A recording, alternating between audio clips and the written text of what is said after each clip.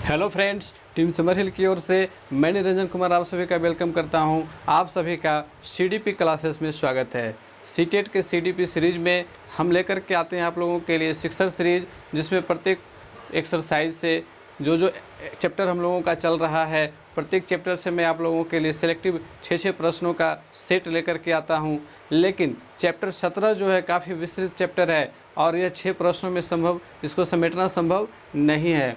इसके लिए मैं एक लंबा सीरीज लेकर के आया हूं। तो आप लोग तैयार हैं ना? आप लोगों ने नोट तैयार किया होगा, बिल्कुल स्टडी किया होगा। 17 एक्सरसाइज जो 17 है उसको मैंने चार पार्ट में लाया।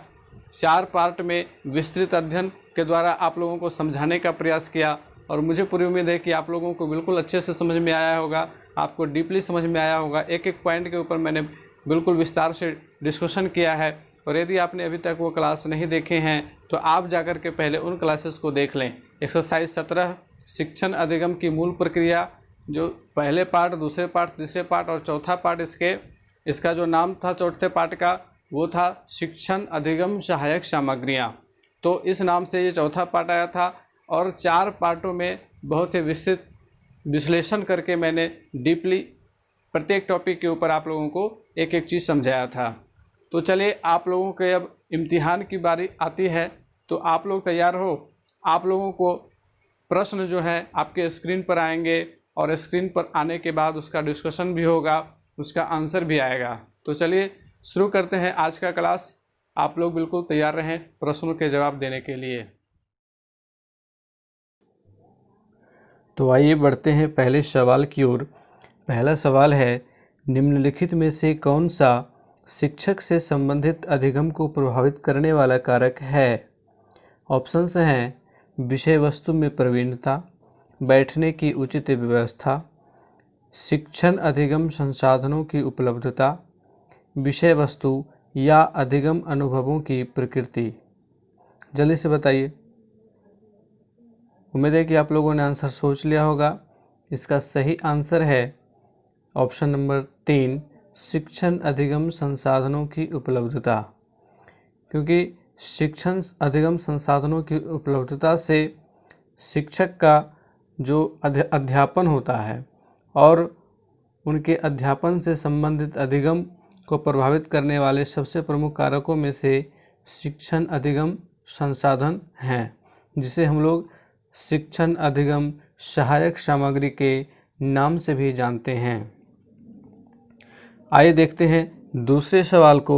दूसरा सवाल है, एक शिक्षक अपने लोकतांत्रिक स्वभाव के कारण विद्यार्थियों को पूरी कक्षा में कहीं भी बैठने की अनुमति देता है। कुछ शिक्षार्थी एक साथ बैठते हैं और चर्चा करते हैं या सामूहिक पठन करते हैं। कुछ चुपचाप बैठकर अपने आप पढ़ते हैं। एक अभिभावक को यह पसंद नहीं आता है। इस स्थिति से निपटने का निम्न में से कौन सा तरीका सबसे बेहतर हो सकता है? ऑप्शंस हैं, अध्यापक को प्रधानाचार्य से विद्यार्थियों की शिकायत करनी चाहिए, अध्यापक को प्रधानाचार्य से अनुरोध करना चाहिए कि वे उनके बच्चे का अनुभाग बदल दें, अभिभावकों को शिक्षक पर विश्वास व्यक्त करना चाहिए और शिक्षक के साथ समस्या पर चर्चा करनी चाहिए। चौथा ऑप्शन है, अभिभावकों को उस विद्यालय से अपने बच्चे को निकाल लेना चाहिए। जल्दी से बताइए। तो दोस्तों, इस प्रश्न का सही उत्तर है कि अभिभावकों को शिक्षक पर विश्वास व्यक्त करना चाहिए और शिक्षक के साथ समस्या पर चर्चा करनी चाहिए, क्योंकि शिक्षक अपने अनुसार बिल्कुल सही कर रहे हैं।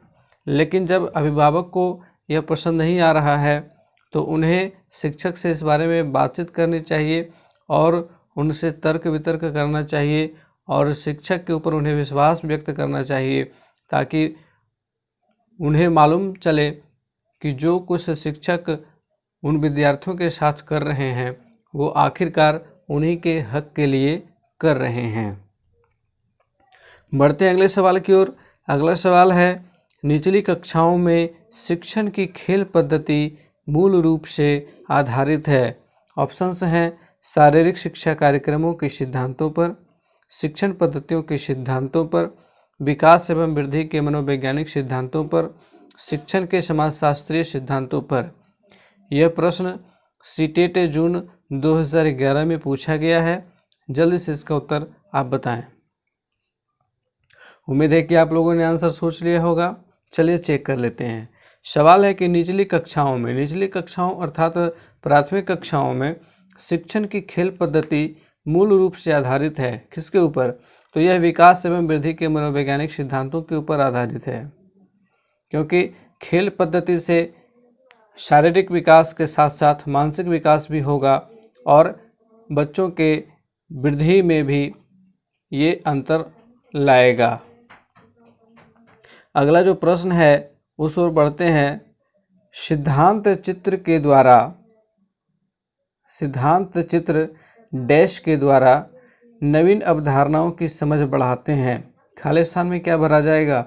ऑप्शंस हैं विषय क्षेत्रों के बीच ज्ञान के स्थानांतरण, विशिष्ट विवरण पर एकाग्रता केंद्रित करने, अध्ययन के लिए शैक्षणिक विषय वस्तु की प्राथमिकता तय करने, तर्कपूर्ण ढंग से सूचनाओं को व्यवस्थित करने की योग्यता बढ़ाने। तो जल्दी से आप लोग इसका आंसर दें। उम्मीद है कि आप लोगों ने आंसर सोच लिया होगा। चलिए इसके ऊपर डिस्कशन कर लिया जाए। सवाल है कि सिद्धांत चित्र डैश के द्वारा नवीन अवधारणाओं की समझ बढ़ाते हैं। तो यहाँ खाली स्थान में उपयुक्त सबसे कथन कौन सा होगा? तो ये ऑप्शन नंबर 4 होगा, तर्कपूर्ण ढंग से सूचनाओं को व्यवस्थित करने की योग्यता बढ़ाने। सिद्धांत चित्र जो होते हैं वो तर्कपूर्ण ढंग से सूचनाओं को व्यवस्थित करने की योग्यता बढ़ाने के द्वारा नवीन अवधारणाओं की समझ बढ़ाते हैं। चलिए बढ़ते हैं अगले सवाल की ओर। अगला सवाल है, एक प्रभावशाली अध्यापिका होने के लिए यह महत्वपूर्ण है। ऑप्शंस हैं पुस्तक से उत्तरों को लिखाने पर बल देना, समूह गतिविधियों के बजाय वैयक्तिक अधिगम पर ध्यान देना, विद्यार्थियों के द्वारा प्रश्न पूछने के कारण उत्पन्न व्यवधान की अनदेखी करना, प्रत्येक बच्चे के संपर्क में रहना। जल्दी से बताएं। उम्मीद है कि आप लोगों ने आंसर सोच लिया होगा। तो इसका सही आंसर है ऑप्शन नंबर 4, प्रत्येक बच्चे के संपर्क में रहना। यह एक प्रभावशाली अध्यापिका होने के लिए महत्वपूर्ण है, क्योंकि जब आप एज ए टीचर जब आप बच्चों के संपर्क में रहते हो तो आपको बच्चों के बारे में सारा नॉलेज रहता है और बच्चे भी आपसे बहुत कुछ सीखते हैं। बढ़ते हैं अगले प्रश्न की ओर। बच्चों के अधिगम को सुगम बनाने के लिए अध्यापकों को एक अच्छे कक्षाई परिवेश का सृजन करने की आवश्यकता होती है। इस प्रकार के अधिगम परिवेश का सृजन करने के लिए नीचे दिए गए कथनों में से कौन सा सही नहीं है? ऑप्शंस हैं बच्चे के प्रयासों को स्वीकृति, अध्यापकों के अनुसार कार्य करना, बच्चे को स्वीकार करना, अध्यापक का सकारात्मक रुख। जल्दी से बताएं। उम्मीद है कि आप लोगों ने आंसर सोच लिया होगा। चलिए इसके ऊपर डिस्कशन कर लिया जाए। सवाल है कि बच्चों के अधिगम को सुगम बनाने के लिए अध्यापकों को एक अच्छे कक्षाई परिवेश का सृजन करने की आवश्यकता होती है। इस प्रकार के अधिगम परिवेश का सृजन करने के लिए इन कथनों में से कौन सा सही नहीं है? ठीक है, तो सही नहीं है यानी कि जो गलत ऑप्शन होगा हमारा वो आंसर होगा। तो देखिए पहला जो ऑप्शन है बच्चे के प्रयासों को स्वीकृति, ये सही है। ये कथन बिल्कुल सही है कि बच्चे के प्रयासों को स्वीकृति दी जानी चाहिए। दूसरा है अध्यापकों के अनुसार कार्य करना, ये कथन गलत है, क्योंकि अध्यापकों के अनुसार कार्य करने पर ये अध्यापक केंद्रित कक्षा हो जाएगा, जबकि यहाँ बाल केंद्रित कक्षा की चर्चा हो रही है। तो यही हमारा ऑप्शन सही होगा, क्योंकि ये कथन गलत है। बढ़ते अगले सवाल की ओर। हमारा 7वां सवाल है, किसी प्रारंभिक कक्षा में प्रभावशाली शिक्षक का उद्देश्य विद्यार्थियों को उत्प्रेरित करना होगा। ऑप्शंस हैं रटकर याद करने के लिए जिससे वे प्रत्यास्मरण करने में अच्छे बने। दूसरा है दंडात्मक उपायों का प्रयोग करके जिससे वे शिक्षक का सम्मान करें। तीसरा है ऐसे काम करने के लिए जिससे परीक्षा के अंत में वे अच्छे अंक पा सकें। चौथा है सीखने के लिए जिससे वे जिज्ञासु बने और सीखने के लिए ही सीखना पसंद करें। तो जल्दी से इसका आंसर बताएं। बहुत ही इजी सा प्रश्न था ये, और मुझे पूरी उम्मीद है कि आप लोगों में से सारे लोगों ने बिल्कुल सही आंसर दिया होगा। इसका ऑप्शन नंबर 4 बिल्कुल सही है कि सीखने के लिए जिससे वे जिज्ञासु बने और सीखने के लिए ही सीखना पसंद करें। बढ़ते हैं 8वें सवाल की ओर। हमारा 8वां सवाल है, अपने चिंतन में अवधारणात्मक परिवर्तन लाने हेतु शिक्षार्थियों को सक्षम बनाने के लिए शिक्षक को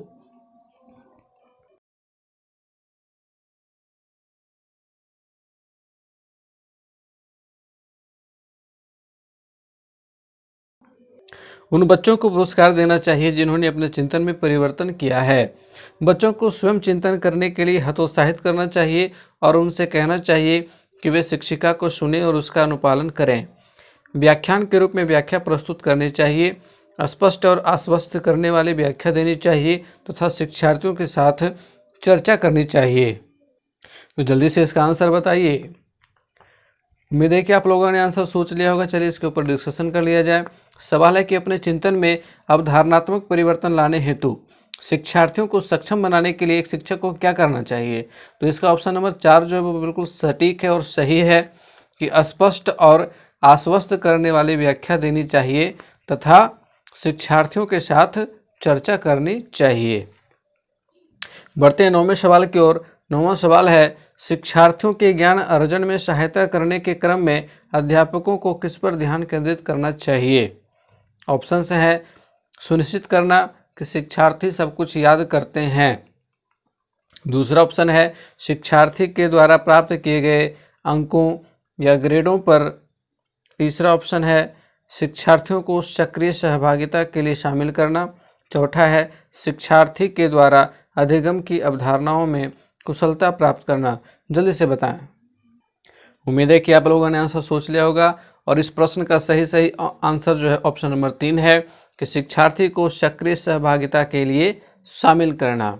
ये शिक्षार्थियों के ज्ञान अर्जन में सहायता करने के क्रम में अध्यापकों को इस बात पर ध्यान देना चाहिए कि जो शिक्षार्थी जो स्टूडेंट्स हैं वे सक्रिय सहभागी, यानी कि जिस प्रोजेक्ट में उन्हें लिया जा रहा है उसमें उनकी सक्रिय सहभागिता सुनिश्चित हो।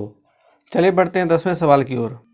बच्चों को समूह कार्य देना एक प्रभावी शिक्षण रणनीति है क्योंकि ऑप्शंस हैं, छोटे समूह में कुछ बच्चों को दूसरे बच्चों पर हावी होने की अनुमति होती है। सीखने की प्रक्रिया में बच्चे एक दूसरे से सीखते हैं और परस्पर सहायता भी करते हैं। बच्चे अपना काम जल्दी करने में समर्थ होते हैं। इससे शिक्षक का काम कम हो जाता है। तो जल्दी से बताएं। बहुत ही आसान सा सवाल। उम्मीद है कि आप लोगों ने बिल्कुल सही सोचा होगा। इस प्रश्न का सही आंसर ऑप्शन नंबर 2 है। सीखने की प्रक्रिया में बच्चे एक दूसरे से सीखते हैं और परस्पर सहायता भी करते हैं। चलिए बढ़ते हैं 11वें सवाल की ओर। अधिगम अनुभवों को इस प्रकार से आयोजित किया जाना चाहिए जिससे अधिगम को सार्थक बनाया जा सके। नीचे दिए गए अधिगम अनुभवों में से कौन सा बच्चों के लिए सार्थक अधिगम को सुगम नहीं बनाता है। ऑप्शंस हैं, विषय वस्तु की केवल याद करने के आधार पर पुनरावृत्ति, विषय वस्तु पर प्रश्न बनाना, प्रकरण पर परिचर्चा और वाद विवाद, प्रकरण पर प्रस्तुतिकरण। जल्दी से बताएं। उम्मीद है कि आप लोगों ने आंसर सोच लिया होगा। चलिए इसके ऊपर डिस्कशन कर लिया जाए। सवाल है कि अधिगम अनुभवों को इस प्रकार से आयोजित किया जाना चाहिए जिससे अधिगम को सार्थक बनाया जा सके। नीचे दिए गए अधिगम अनुभवों में से कौन सा बच्चों के लिए सार्थक अधिगम को सुगम नहीं बनाता है। तो जो हमारा कथन गलत होगा वही इसका आंसर होगा। तो पहला कथन क्या है, विषय वस्तु को केवल याद करने के आधार पर पुनरावृत्ति। तो ये बिल्कुल गलत है क्योंकि याद करना, रट्टा लगाना ये सब नेगेटिव ऑप्शंस होते हैं और ये गलत है। तो हमारा ऑप्शन यही सही होगा। चलिए बढ़ते हैं 12वें सवाल की ओर। जटिल परिस्थिति को संसाधित करने में शिक्षक बच्चों की सहायता कर सकता है। ऑप्शंस है, प्रतियोगिता को बढ़ावा देकर और सबसे पहले कार्य पूरा करने वाले बच्चों को पुरस्कार देकर, कोई भी सहायता ना देकर जिससे बच्चे अपने आप निर्वाह करना सीखें, उस पर एक भाषण देकर, कार्य को छोटे हिस्सों में बांटने के बाद निर्देश लिखकर। जल्दी से बताएं। तो इसका सही ऑप्शन होगा ऑप्शन नंबर 4, कार्य को छोटे हिस्सों में बांटने के बाद निर्देश लिखकर। क्योंकि सवाल है कि जटिल परिस्थिति को संसाधित करने में शिक्षक बच्चों की सहायता कर सकता है। जब जटिल परिस्थितियां होती हैं तो उन्हें छोटे छोटे खंडों में तोड़ देना चाहिए, छोटे छोटे कार्यों में बांट देना चाहिए जिससे कि सरल रूप में बच्चों को वो समझ में आ जाए। चलिए बढ़ते हैं 13वें सवाल की ओर। एक शिक्षिका पाठ्य को पूर्व पठित पाठ से जोड़ते हुए बच्चों को सारांश लिखना सिखा रही है। वह क्या कर रही है? ऑप्शंस हैं, वह बच्चों को पाठ समझने की स्वशैली विकसित करने में सहायता कर रही है, वह बच्चों को संपूर्ण पाठ्य पुस्तक को पूर्ण रूप से ना पढ़ने की आवश्यकता का संकेत दे रही है, वह आकलन के दृष्टिकोण से पाठ्य पुस्तक के महत्व को पुनर्बलित कर रही है, वह विद्यार्थियों को सामर्थ्यात्मक स्मरण करने को प्रेरित कर रही है। जल्दी से बताएं। तो इस प्रश्न का सही उत्तर पहला ऑप्शन है कि वह बच्चों को पाठ समझने की स्वशैली विकसित करने में सहायता कर रही है। क्योंकि सवाल क्या था कि एक शिक्षिका पाठ को पूर्व पठित पाठ से जोड़ते हुए बच्चों को सारांश लिखना सिखा रही है। तो जब सारांश लिखने की बात होती है तो बच्चों में स्वयं से सीखने की शैली विकसित होती है। बढ़ते हैं 14वें सवाल की ओर। बच्चों में सीखने और सुनने के लिए अधिगम योग्य वातावरण के लिए निम्नलिखित में से कौन उपयुक्त है? शिक्षार्थियों को यह छूट देना कि क्या सीखना है और कैसे सीखना है, एक लंबे समय के लिए निष्क्रिय रूप से सुनना, निरंतर गृह कार्य देते रहना, सीखने वाले द्वारा व्यक्तिगत कार्य करना। सही ऑप्शन क्या है? जल्दी बताएं। तो इस प्रश्न का सही उत्तर है शिक्षार्थियों को यह छूट देना कि क्या सीखना है और कैसे सीखना है, क्योंकि इस प्रक्रिया से ही बच्चों में सीखने और सुनने के लिए अधिगम योग्य वातावरण सबसे ज़्यादा उपयुक्त होगा। बढ़ते हैं 15वें सवाल की ओर। एक शिक्षक को व्याख्यान पर अधिक ध्यान देना चाहिए और ज्ञान के लिए आधार उपलब्ध कराना चाहिए। शिक्षार्थियों द्वारा की गई त्रुटियों को एक भयंकर भूल के रूप में लेना चाहिए और प्रत्येक त्रुटि के लिए गंभीर टिप्पणी देनी चाहिए। शिक्षार्थी कितनी बार गलती करने से बचता है, इसे सफलता के माप के रूप में लेना चाहिए। जब शिक्षार्थी विचारों को संप्रेषित करने की कोशिश कर रहे हों तो उन्हें ठीक नहीं करना चाहिए। जल्दी से बताइए। तो इस प्रश्न का सही उत्तर क्या है? एक शिक्षक को क्या करना चाहिए? पहला ऑप्शन क्या कहता है? व्याख्यान पर अधिक ध्यान देना चाहिए। नहीं, व्याख्यान यानी कि लेक्चर पे अधिक ध्यान देंगे तो बच्चों में रटंत्र प्रणाली विकसित होगी, इसलिए ये ऑप्शन सटीक नहीं है। दूसरा ऑप्शन है शिक्षार्थियों द्वारा की गई त्रुटियों को एक भयंकर भूल के रूप में लेना। यह भी गलत ऑप्शन है, क्योंकि शिक्षार्थी गलती करेंगे और शिक्षकों को उन्हें भयंकर भूल के रूप में नहीं लेना चाहिए। तीसरा ऑप्शन है कि शिक्षार्थी कितनी बार गलती करने से बचता है, इसे सफलता के माप के रूप में लेना चाहिए। ये भी गलत है। चौथा ऑप्शन सबसे सटीक है कि जब शिक्षार्थी विचारों को संप्रेषित करने की कोशिश कर रहे हों तो उन्हें ठीक नहीं करना चाहिए, उन्हें कहने देना चाहिए वो जो कहना चाह रहे हैं, क्योंकि इससे उनके भाषा का विकास होगा। वो जो कहना चाह रहे हैं वो कह पाएंगे। यदि हम उन्हें बीच में टोकेंगे तो फिर उनमें हीन भावना का विकास हो जाएगा और वे फिर अपनी बात को कहना नहीं चाहेंगे, वे संकोची स्वभाव के हो जाएंगे। चलिए बढ़ते हैं 16वें सवाल की ओर। 16वां सवाल है, निम्न में से कौन सा सूक्ष्म गति कौशल का उदाहरण है? लिखना, चढ़ना, फुदकना, दौड़ना। जल्दी से बताएं।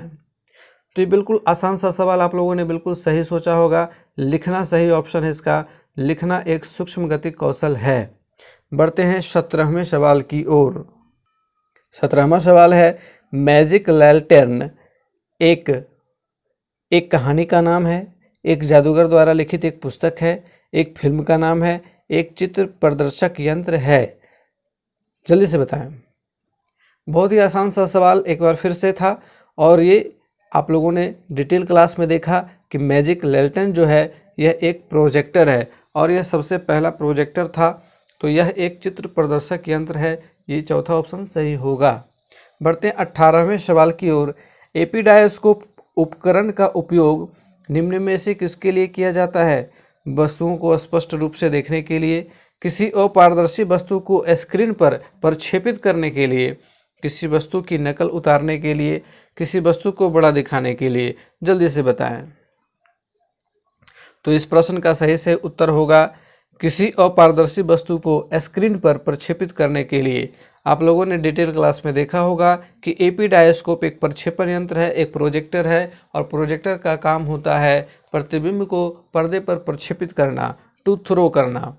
बढ़ते हैं अगले सवाल की ओर। हमारा अगला सवाल है, बालकों के संदर्भ में वास्तविक पदार्थ का अर्थ होता है। वैसी वस्तुएं जिन्हें बालक केवल देखकर अनुभव प्राप्त कर सकता है। वैसी वस्तुएं जिन्हें बालक स्पर्श कर यानी कि छूकर अनुभव प्राप्त कर सकता है। वैसी वस्तुएं जिन्हें देखकर तथा छूकर अनुभव प्राप्त कर सकता है। बालकों के लिए वास्तविक पदार्थ एक कल्पना है। जल्दी से बताएं। तो इस प्रश्न का सही उत्तर ऑप्शन नंबर 3 है कि वैसी वस्तुएं जिन्हें देखकर तथा छूकर अनुभव प्राप्त कर सकता है, ऐसी वस्तुएं ही वास्तविक पदार्थ होते हैं। बढ़ते हैं 20वें सवाल की ओर। प्रोजेक्ट परियोजना विधि का प्रतिपादन किसने किया? किलपैट्रिक, जेम्स मिल, डाल्टन, एंडरसन। जल्दी से बताएं। बिल्कुल आसान सा सवाल, आप लोगों ने डिटेल क्लास में देखा कि प्रोजेक्ट या परियोजना विधि का प्रतिपादन किलपैट्रिक ने किया था। चलिए बढ़ते हैं 21वें सवाल की ओर।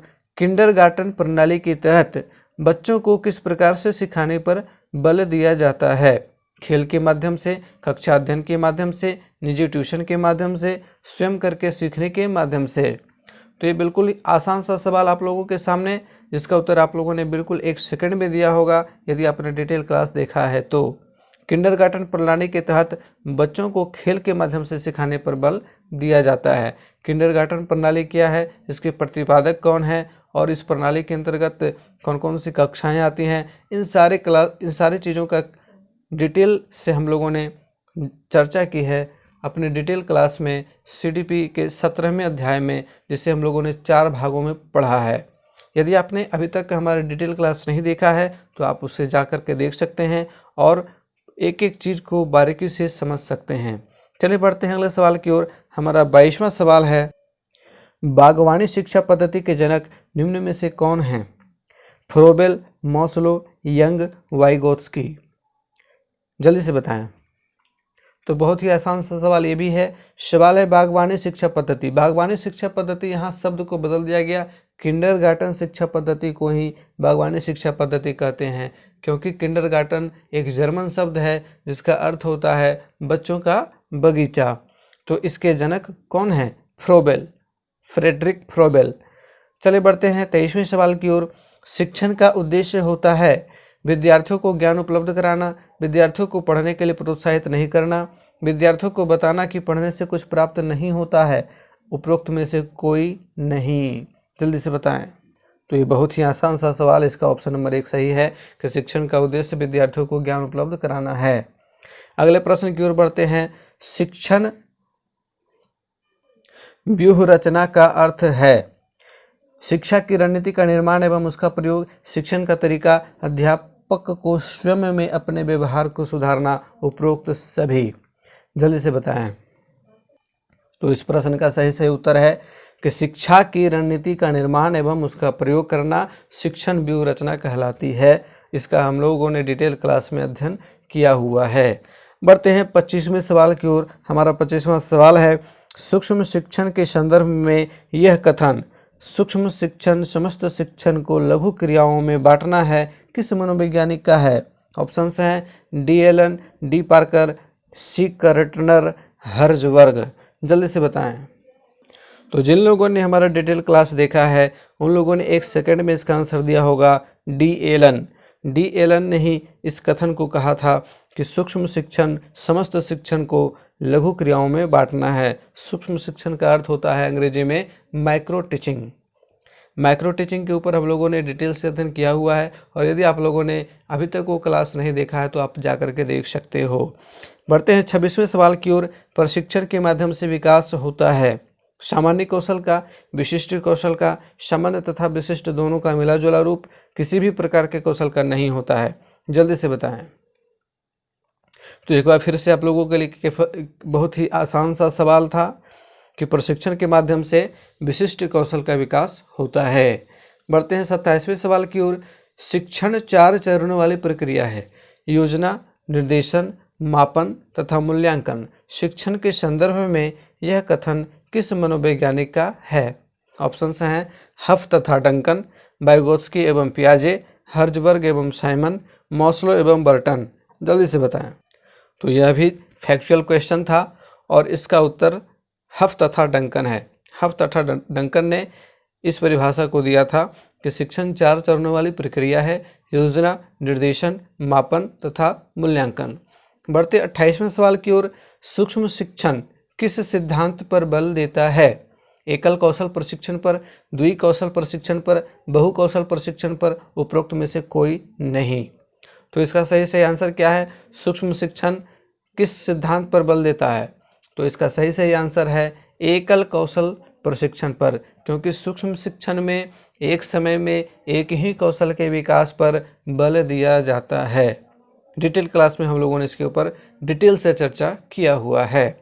बढ़ते हैं 29वें सवाल की ओर। हमारा 29वां सवाल है, निम्नलिखित विशेषताओं में कौन सी डाल्टन शिक्षा विधि की विशेषता है?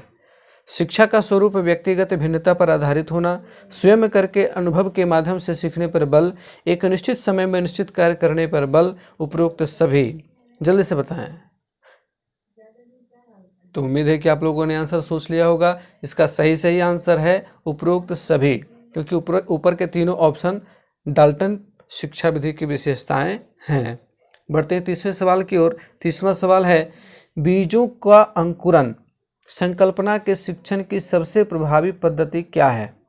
ऑप्शंस हैं, विस्तृत व्याख्या करना, विद्यार्थियों द्वारा पौधे के बीज बोना और उसके अंकुरण के चरणों का अवलोकन करना, श्याम पट्ट पर चित्र बनाना और वर्णन करना, बीज की वृद्धि के चित्र दिखाना। जल्दी से बताएं।